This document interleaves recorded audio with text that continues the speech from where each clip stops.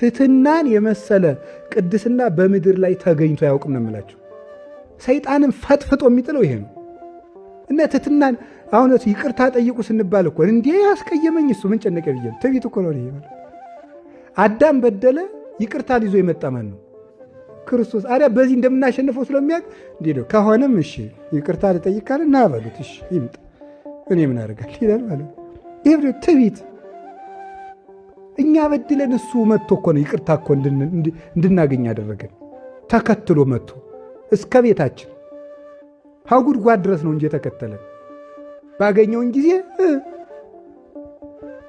ተፈሥሒ እግዝእትየ ቅድስት ድንግል ማርያም ዘወፃ እምኔኪ አብይ ኖላዊ ኄር ዘበአማን ዘሐሰሶ ለበግ ግዱፍ ወሶበ ረከቦ ጾሮ ዲበ መትከፍቱ። ገደል ድረስ ሄዶ እንደሚፈልግ እረኛ ሄዶ አግኝቶ በትከሻው ተሸከመ። አዳምን የፈለገው እንዲያርጎ ነው። እንዳንታረቅ ትዕቢት፣ እንዳንጸልይ ትዕቢት፣ በጸሎት አስቡ እንዳንል ትዕቢት፣ ያለችን ጥቂት ኩርማን እየቆጠርን ትዕቢት። እንዲው ምን ቆይ ኋላ እነግራቸዋለሁ። እንዲው እንደባሰን ማለት ነው። ትሕትና ባለፈው ነገርኳቸው። ጳጳሱ እንኳን ሌሊት ተቀን እየተጋደለ የዝሙት ኃጢአት ሲቃወሙ መልአኩ መጥቶ ምንድን ነው ያለው? የትሕትና ሥራ ካልሰራ አይጠፋልህም እኮ ነው። ስለዚህ ምንድን ያደርግ ተርታ ቆብ አድርጎ የመነኮሳትን መጸዳጃ ቤት ነበር የሚያጸዳ ማለት ነው።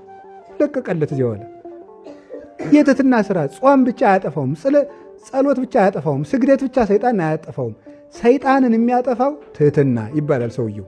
እስኪ በሉ እንጂ ያው ትዕቢት አይደል? እንዲህ አድርጎ እንዲሁ አንቋ የገደለን እኮ ትዕቢት ነው። እንዳንናዘዝ ትዕቢት፣ እንዳንታረቅ ትዕቢት፣ እንዳንጸልይ ትዕቢት፣ በጸሎት አስቡ እንዳንል ትዕቢት፣ አንቆ የያዘን ትዕቢት ነው። ተነካን ብለን የምናብደው ትዕቢት፣ ጨርቃጭ እንደብድ። ክርስቲያኑ ምቅልጥ ነው እንጂ ክርስትና ጨርቁን ጥሎ ሰው እያበደ ማለት ነው። እንትና እንደዚህ አድርጎ ተናገረኝ። አቤት አቤት አቤት አቤት! ክርስቶስ ተሰደበ ብለን አምነን እኮ ነው ደግሞ እንደዚህ የምንለው። እንዲሁ ትዕቢታችን ልክ አለው ትላላችሁ? ኧረ ይገርማል። እንዲሁ ደግሞ እያወቅ ነው እኮ ነው ውስጣችን እያወቅ ነው እኮ ነው ውስጣችን እያወቅ ነው። ቢሆንስ ምንድን ነው ቢሆንስ? ነንም እንዲሁ ብንል ምን አለ እንዲሁ ነኝ ብንል እንዲሁ እግዚአብሔር ልብ ይስጠን፣ ትሕትናውን ያድለን።